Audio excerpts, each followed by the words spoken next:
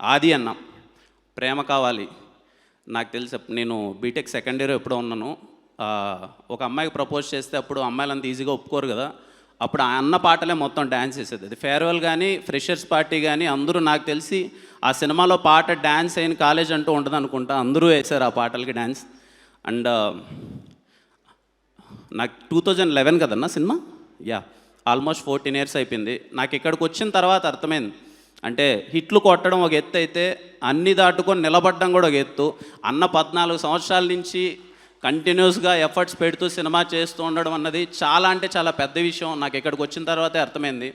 More than anything, ఈరోజు నేను కంటిన్యూస్గా 1 month నుంచి నేను సాయి గారితో ఎప్పుడైనా మాట్లాడుతున్నప్పుడు, అన్న సార్ అన్నకు పడాలి, హిట్ పడాలి, బాగుంది, చాలా పాజిటివ్గా ఉంది.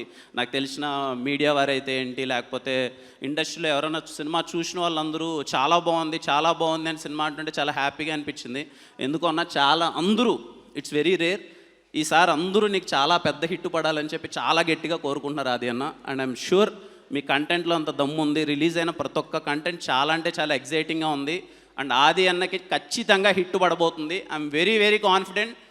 ఆది అన్న నుంచి వచ్చే సినిమా ఈసారి చాలా బాగుంటుంది, మీరు అందరూ చూస్తారు, థియేటర్లో ఖచ్చితంగా ఎగ్జైట్ అవుతారు. December 25th శంబాలాకి తప్పకుండా వెళ్ళండి, ఖచ్చితంగా మీ అందరికి నచ్చుతుంది. అండ్